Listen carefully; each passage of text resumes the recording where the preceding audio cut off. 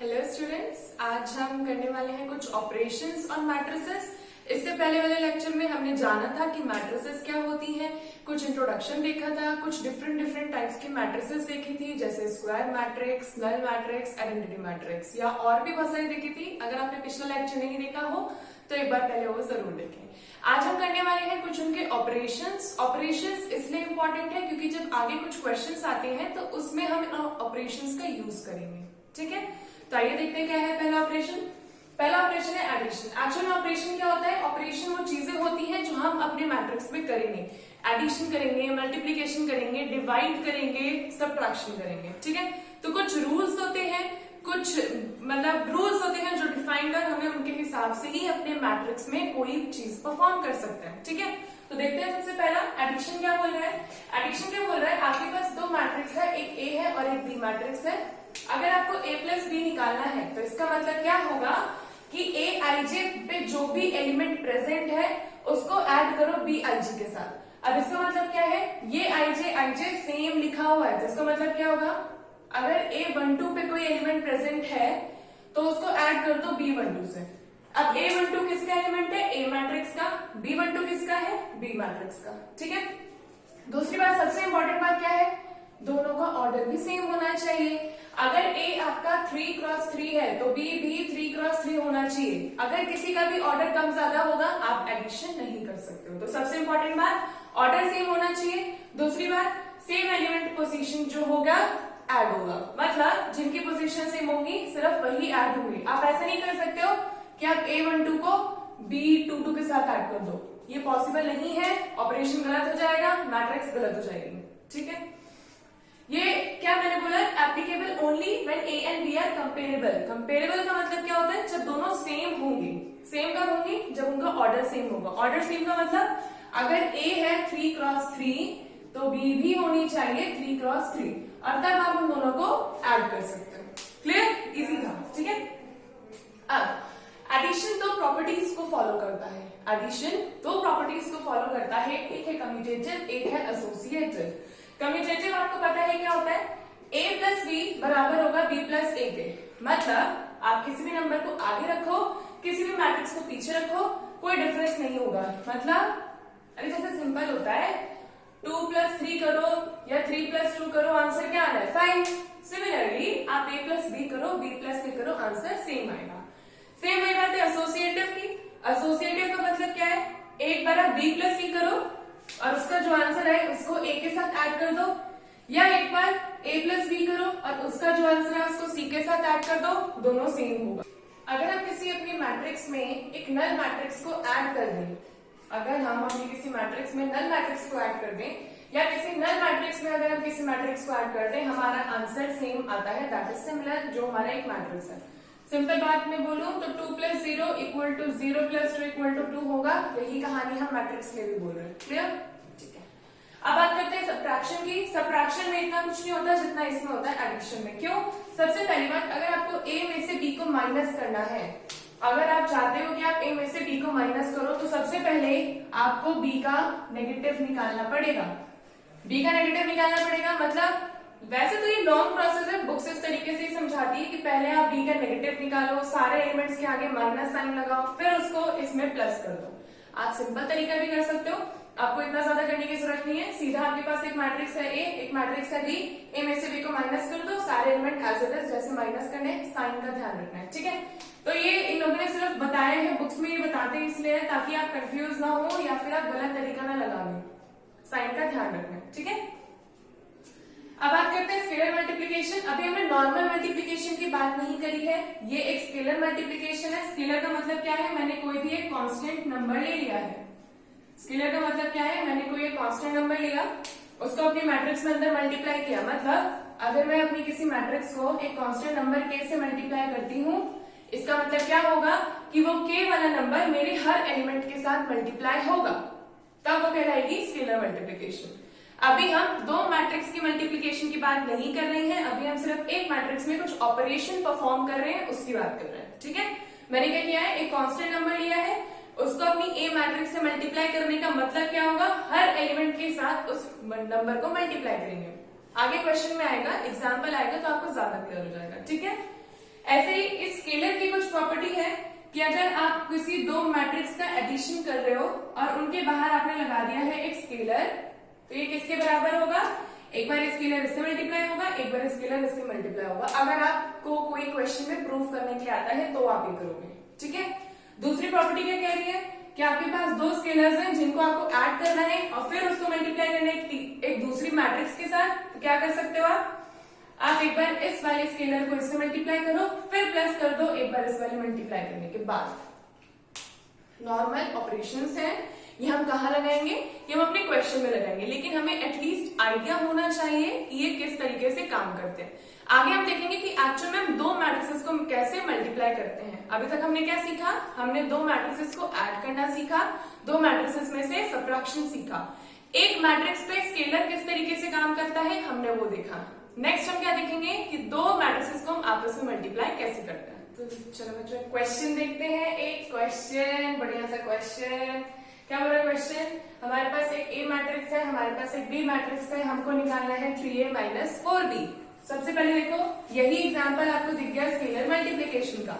क्या दिख रहा है, एक मैट्रिक्स ए है, इसमें मैं कांस्टेंट नंबर 3 को मल्टीप्लाई कर रही हूँ, एक मैट्रिक्स बी है, उसमें मैं कांस्टेंट नंबर 4 को मल्टीप्लाई कर रही हूँ, और उन दोनों में क्या करना है, सबट्रैक्शन। तो कैसे करेंगे, देखो मैं सीधा अप्लाई कर रही हूँ, तो आप ज्यादा कंफ्यूज मत होना, बस ध्यान से देखना, ठीक है।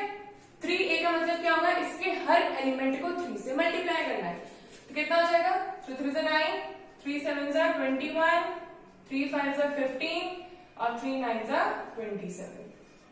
कोई दिक्कत, 3 को हर एक एलिमेंट से मल्टीप्लाई करना है, फिर लगा दिया माइनस का साइन। अब 4 को हर एक एलिमेंट से मल्टीप्लाई करना है, तो 4 6 24, 4 2 8, 4 4 16, 4 3 12। अब क्या करना है, अब माइनस करना है। ध्यान से देखो दोनों का ऑर्डर सेम है, 2 क्रॉस 2, 2 क्रॉस 2। इस वाले एलिमेंट से इसको माइनस करेंगे, भले ही पॉजिटिव आए नेगेटिव आए, इससे फर्क नहीं पड़ता। सिमिलरली इससे इसको, इस वाले से इसको और इस वाले से इसको। अब माइनस माइनस में आ जाएगा प्लस, तो इसका भी ध्यान रखना है, क्या था यहाँ पे माइनस साइन, यहाँ पे भी माइनस, तो माइनस माइनस क्या होता है प्लस। तो इतना काम तो आप यहाँ पे कर लोगे, ये आपका काम है। आपने इन क्वेश्चंस को करके कोशिश करनी है, बहुत सिंपल क्वेश्चंस हैं, इतना ज्यादा डिफिकल्टी नहीं होगी, ठीक है। नेक्स्ट क्वेश्चन देखते हैं क्या बोल रहे हैं, find x if x plus this equal to this। Confusion कह रही है कैसे करेंगे, सोचो अगर मैं इसको इस तरीके से मान लूं कि x plus a equal to b, अब मुझे निकालना है x, तो कैसे निकालते थे, b माइनस a, b में से a को घटा के कैसे करेंगे, b वाला ये है मेरा, ये मेरा a है और ये मेरा x है। क्या करना है, इस एलिमेंट को रखा b minus 6 minus 8 minus a क्या है मेरा ये, क्या आएगा 4 3 6 और 7, इसमें से इसको माइनस कर देंगे, हमें क्या मिल जाएगा, अपना x मिल जाएगा। कैसे करेंगे देखो, चलो एक बार बता देते हैं, 3 माइनस 4 कितना आ जाएगा -1, इसको इसमें से -6 माइनस 6 कितना आ जाएगा -12, 5 माइनस माइनस प्लस 5 प्लस 3 8, -8 -7 और ये आ जाएगा -15, ये आ गई मेरी x की वैल्यू। कितना इजी था ये, ऐसे ऐसे नहीं करना है, क्वेश्चन बहुत ज्यादा इजी है, आराम से करेंगे हो जाएंगे। आओ बच्चों हम देखते हैं मल्टीप्लिकेशन ऑफ टू मैट्रिसेस किस तरीके से करने वाले हैं। उससे पहले एक चीज समझ लो जो बहुत ज्यादा इंपॉर्टेंट है, बहुत ही ज्यादा इंपॉर्टेंट है समझने के लिए। अगर ये समझ में आ जाएगा तो कुछ जो क्वेश्चंस आते हैं जो कॉन्सेप्ट बेस्ड होते हैं वो तो इससे निकलते हैं। निकालना क्या है, हमें निकालना है a इंटू बी। मैंने एक बार a मैट्रिक्स को लिख दिया, यहाँ रख दी b मैट्रिक्स और दोनों के बीच में मल्टीप्लिकेशन का ऑपरेशन लगाना है। अब देखते हैं कैसे लगाना है, बहुत ध्यान से देखेंगे, थोड़ा सा डिफिकल्ट लग सकता है बट है आसान, थोड़ा सा कंफ्यूजिंग भी लगता है। बहुत बार इसमें बच्चे न्यूमेरिकली गलती कर देते हैं, वो चीज आपको नहीं करनी है। और वो कैसे नहीं होगा, जब आप इसकी बहुत ज्यादा प्रैक्टिस करोगे, ठीक है। तो आओ देखते हैं क्या है।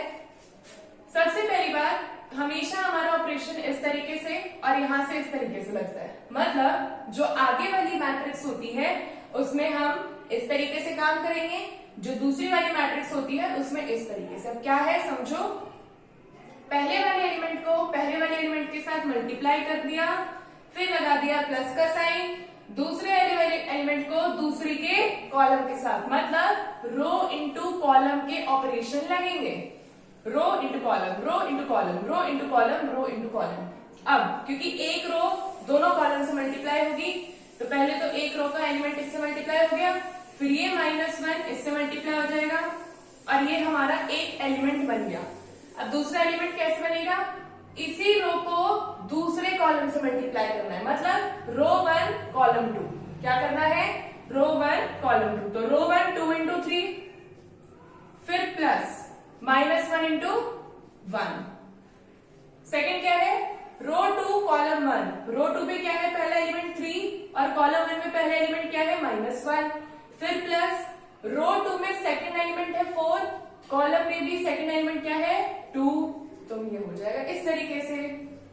फिर यही चीज 3 4 इंटू 3 1, तो 3 इंटू 3 कितना आ जाएगा 9, और ये ओहो मैंने सीधा लिख दिया 3 इंटू 3, फिर प्लस 4 इंटू 1। क्लियर।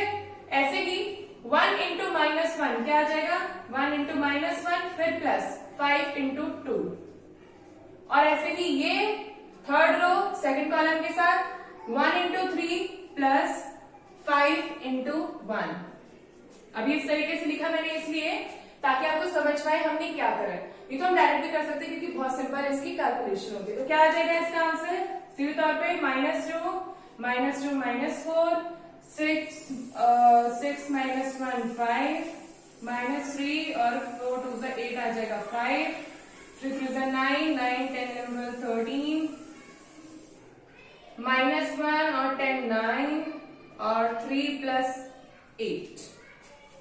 कंफ्यूजन हो रही होगी, थोड़ी सी कंफ्यूजन हो रही होगी। एक दो एग्जांपल्स और देखेंगे और क्वेश्चन बन जाएगा। एक चीज देखो, मैंने आपको जो बहुत पहले बताया था कि जो ए का होगा ऑर्डर और जो बी का ऑर्डर होगा, हम उससे बता सकते हैं हमारे बनने वाली मैट्रिक्स का ऑर्डर।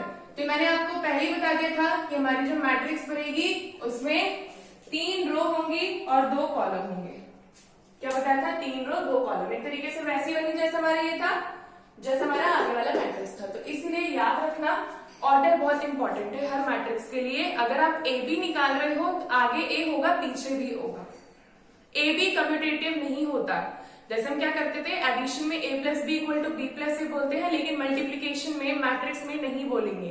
a इंटू बी बराबर नहीं हो सकता b इंटू ए के। हो सकता है कभी कोई अलग वैल्यूज आ जाए जहां पे आपको सेम लग जाए, बट हर बार नहीं होगा।